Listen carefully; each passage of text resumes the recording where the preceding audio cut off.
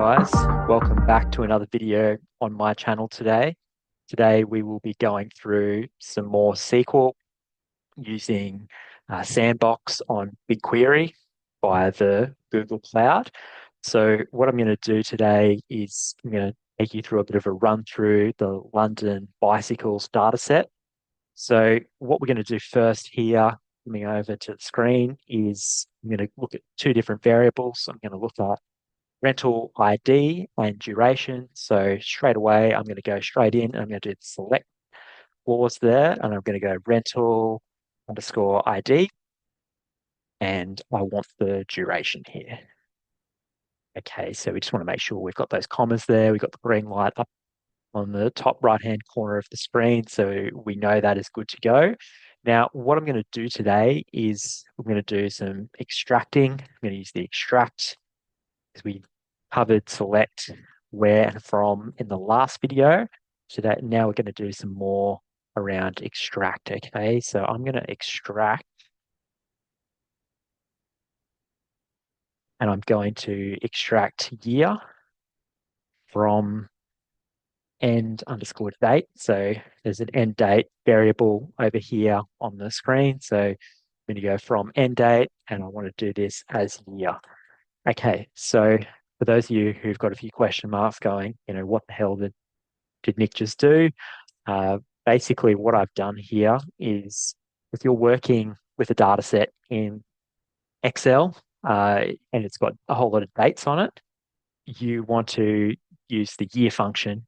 So you'd go insert row or insert column, sorry, and then you go equals to the column to the left or to the right or wherever it is, and you would go equals year, click on date, and it would turn down into year, and you would have the year for those particular cells. But here, we just have dates. We don't have the year.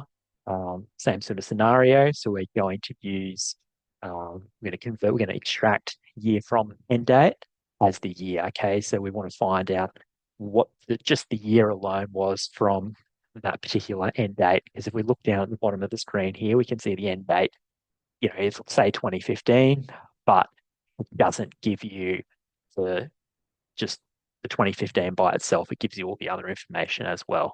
Okay, so I'm just going to go limit here for 10. We go run. Okay, cool. So you can see here all 2016 for the year. For these particular rental ID numbers, bikes were the duration was 3,840 for that particular ID, and so forth, and we can sort of work through that accordingly there and work out what year it is. So that is one way to sort of calculate the year from date in SQL or SQL. Next, I'm going to do is I'm going to try and do one better. So we're going to go rental ID, duration, extract will stay the same as year from, and we're going to put in a where clause. Okay, so we just did select from there. This time we're going to do a where clause, and we're going to put a condition on it. Okay, so just like in Excel, you would use if function when you want to put a bit of a condition on a calculation, if you like. So it's just use sum if, for example. Um, you sum if the sum if the variable is whatever, and then that gives you the total value of that particular variable. Okay, so if we were working in Excel here, um, you know, instead of saying where duration is greater than 4,000, we would be using the if function to determine that. So this is basically how you would do that in SQL here. So where we're going to go duration is greater than 4,000. Okay, and then I'm going to put in the next one I'm going to do is an order by clause. So that's going to give me the order that it returns the information, and it's going to give that to me by duration.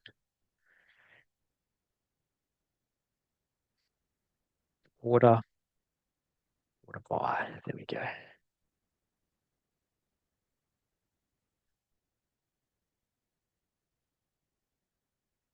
We go. Order by duration. Cool.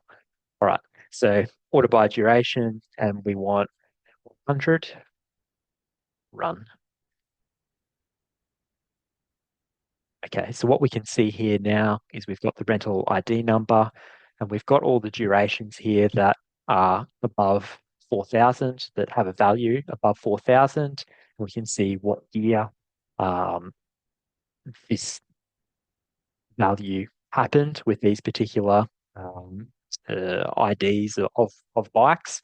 So if I just sort of want to have a bit of a look here, I can sort of see the top 100. I can go across here. If I want to see the second 50 here, and I can have a look and I can go, okay, beautiful. Yep, okay. So that just gives me, a bit of an idea here as to it's just a way to sort of work out when you use SQL or SQL to, um, if you want to put in an if function, you would do that.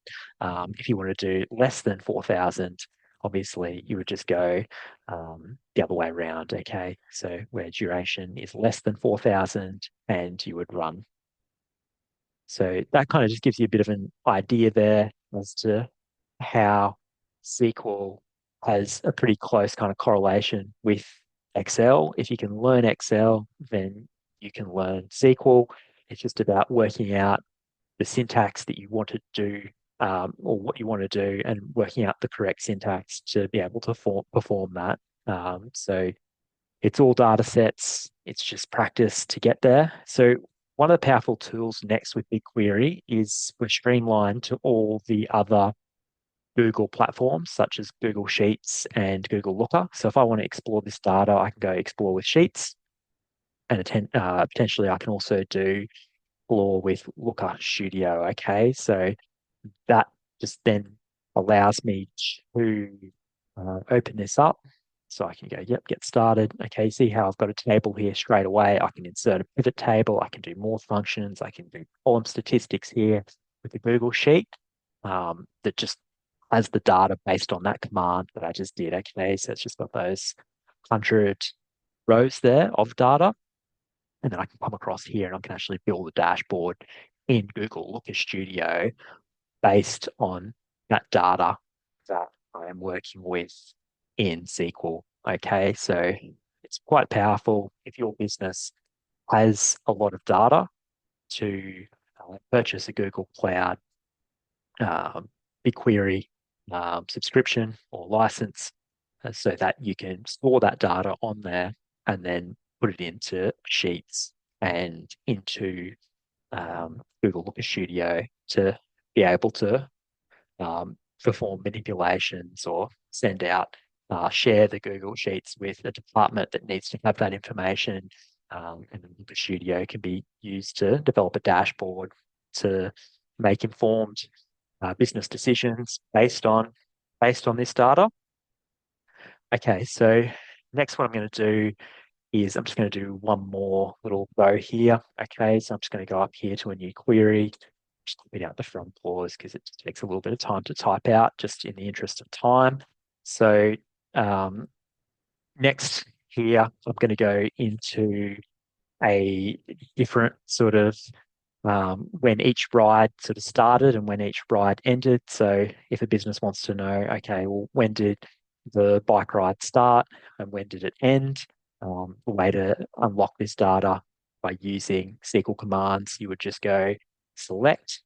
Once again, you're just looking for those variables. So obviously it's going to be start date and end date there. So start and finish time, or just trying to see they might have set it for multiple days.